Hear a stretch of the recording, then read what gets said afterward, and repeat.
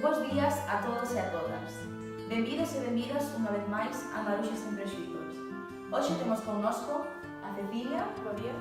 e a Noelia. Bos días. E eu son Ana, Esta é unha carta de amor aos puntos suspensivos. dedicada a todas aquelas cuxos textos foron omitidos, cuxas transcripcións literais non chegaron ao final da cita. A todas aquelas que tiveron que padecer que mentres uns atopan os recoñecementos, O lugar nos libros de texto, Ou os máis altos honores cunha ou dúas obras publicadas, outras escapan polos mesmos motivos ata dos andeis das librarías. xa non digamos a atención da crítica. o canon e a fama literaria. Estas verbas amosan a difícil situación do xénero feminino no eido da literatura e cultura galega, dende fai moitos anos ata a actualidade.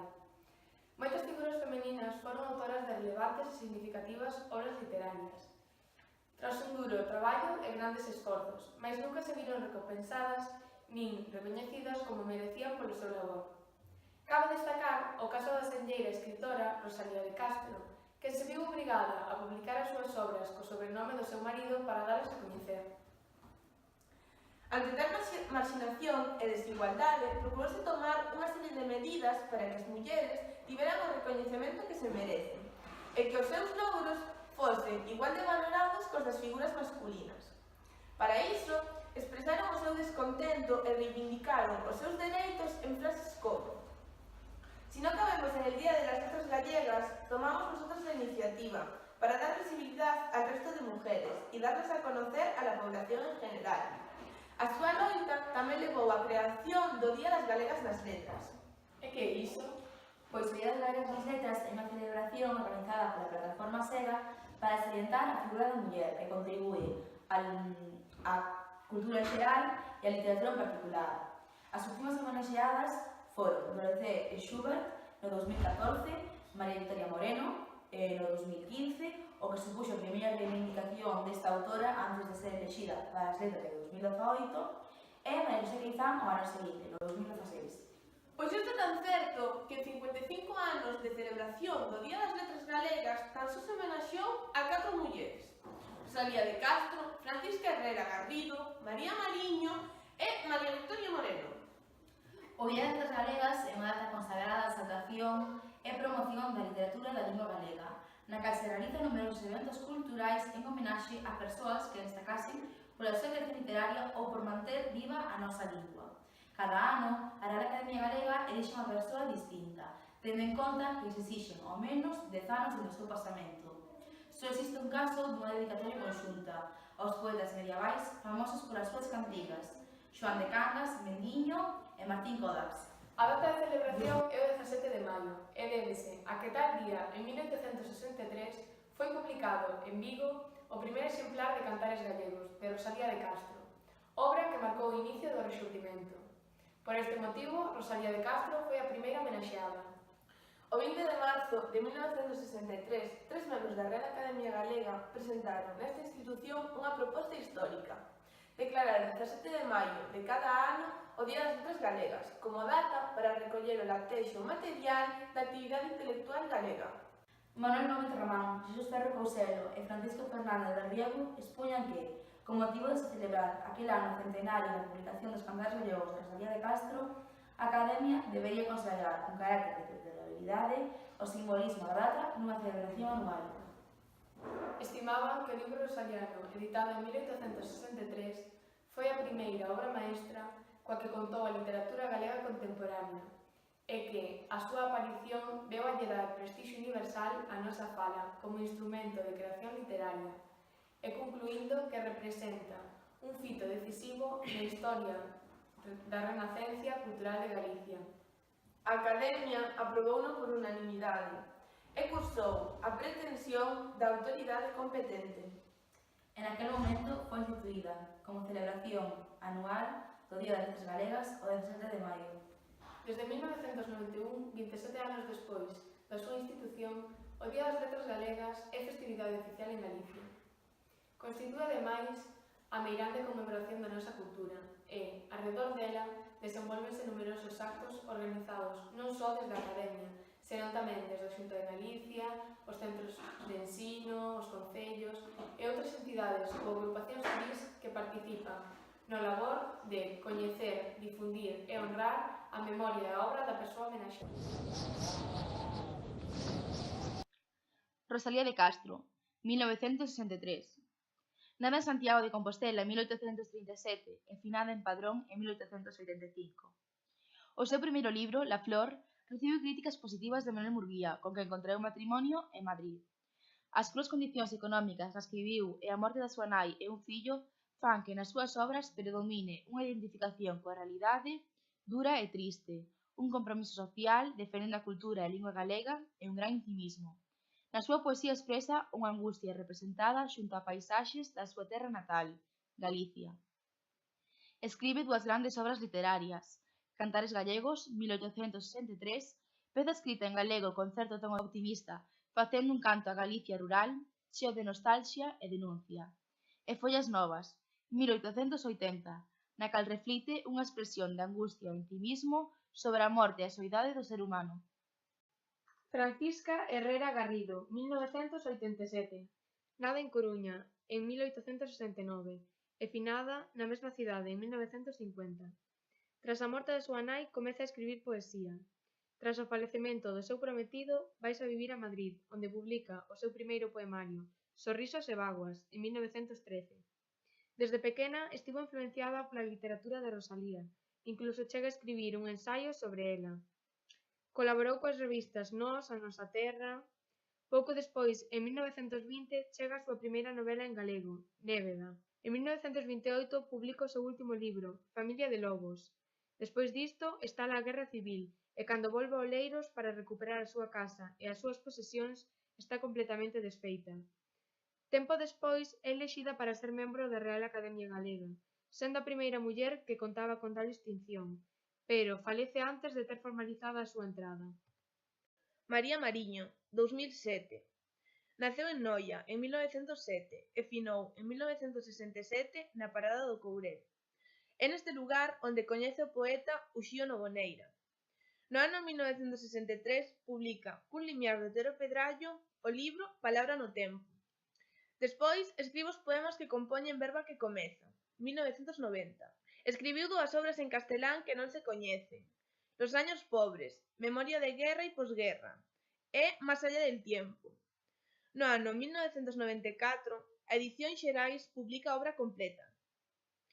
A súa obra poética caracterízase por ser intimista, empregar unha linguaxe rupturista. A súa figura suscitou que se suscitar interpretacións diversas, polo descoñecemento da súa vida e a desconfianza do proceso de escritura da súa obra. O Día das Letras Galegas deste ano 2018 está dedicado á escritora e profesora María Victoria Moreno, nada en Cáceres en 1939, coincidindo co remate da Guerra Civil, e finada en 2005 en Pontevedra. Licenciada en Filoloxía Románica en Madrid, María Victoria Moreno chegou a Galicia con 22 anos. Como profesora, axiña asumiu a cidadanía en galego, idioma no que enriqueceu as nosas letras, tanto na narrativa, concretamente na infantil e juvenil, como nos estudos literarios, no ensaio, na poesía e na didáctica da lingua e da literatura galegas. Moreno descubre Galicia, concretamente Pontevedra, en agosto de 1963. As súas primeiras impresións desta vila son descritas por ela mesma como insólitamente húmida, fermosa e inaccesible aos seus ollos.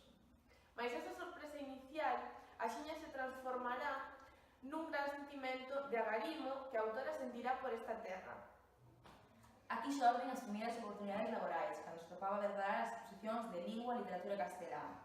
En outubro de 1963 empeza a impartir clases de latín e ao ano seguinte de francés no Instituto Femenino, o actual Valle-Inclán.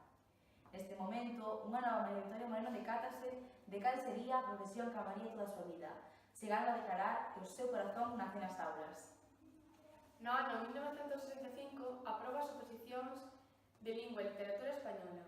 En ese mesmo curso comeza como docente no Instituto Masculino de Lugo. Aquí será onde coñece a Xesús Alonso Montero, catedrático de Literatura Galega e membro da Real Academia Galega e do Consello de Cultura Galega, home que fará que cambie a concepción que tiña a escritora da nosa lingua. O centro educativo era un dos dous que había na provincia e alí ían estudantes de todas partes, inseguros debido ao ambiente axeno a eles a examinarse. Mais o medo íase cando Xesús Alonso se dirixía a eles en lingua galega, permitindo que os alumnos se relaxasen e obtivesen bons resultados. É neste intre cando María Victoria Moreno se decata de que está nun centro que mostra interés pola cultura galega. A partir de aí, a profesora e posterior escritora empeza a participar en diferentes actividades galeguistas, como a exposición 100 anos de literatura galega ou na representación Os vellos non deben namorarse, de Castelao, dirixida por Carballo Calero. O primeiro contacto con Galicia e a súa lingua produce salir, pero o medio fundamental para chegarse ao idioma foi a través do seu alumnado, entre o que compre destacar a un Xesús Raba de Paredes de 18 anos, co que posteriormente, en 1885, compartiría unha obra. A finais de 1967, volta de novo ao Instituto Feminino de Pontevedra, co galego aínda restringido ao uso doméstico e no medio dunha situación social que provoca gran repercusión especialmente no estudantado. María Victoria Moreno era unha profesora diferente, xa que ensinaba literatura ás súas alumnas, paseándoas por todos os textos de autores e autoras da literatura española. Por aquel entón, aínda non falaba galego, pero eran frecuentes e continuas as preguntas que lle realizaba ás súas alumnas sobre como dicían determinadas palabras. Esta curiosidade que despertou en María Victoria Moreno pola lingua, cultura, literatura, foi transmitida aos seus alumnos que se interesaron pola cultura e a lingua, como Rosario Álvarez. María Victoria Moreno é, sen dúbida algunha, unha muller imparable. Mostra diso é a súa participación en diferentes actividades a prol do galego, como en 1975, auxe do movimento feminista nese momento, no que participa nun ciclo sobre Galicia e a muller galega, no que tenta amosar como as mulleres galegas son parte activa da reconstrucción espiritual do país. No faladoiro do Moreno abordará, sobre todo, temas vencellados á sociolingüística. Explica que a falla da cadea de transmisión da lingua galega está nas mulleres, ao ser impermeables aos prexuizos pola presión social que exerce o patriarcado sobre elas. Acaban abandonando os seus empregos e deixan de transmitir aos seus fillos e fillas. Entre a docencia e escribir, preferiu o primeiro, pois era o seu alicerce principal. Foi unha docente moi querida e valorada polo seu alumnado. Unha curiosa anécdota que conta un grupo de alumnas entre as que se atopa Rosario Álvarez é que, nos últimos anos do franquismo, cando ainda daba clase no Valle Inclán, un grupo de estudantes preocupouse pola súa saúde, pois non acudía ás clases. Entón, decidiron visitala, e ao remate da cita, saíron con un libro cada unha. No ano 1973, María Victoria Moreno publicou en Edicións do Castro o seu primeiro libro en galego, Mar Adiante, ilustrado por ela mesmo, co que gañou o terceiro premio do Barco de Vapor, un ano despois de gañar con Clarisa Luceiro o segundo premio do Concurso Nacional de Contos Infantís do Facho. Con esta primeira novela, a profesora converteuse nunha das voces pioneiras da narración en galego, destinada ao público novo, onde os protagonistas estaban acostumados a ser nenos perdidos no mundo, vítimas da incomprensión e da ansiedade dos adultos.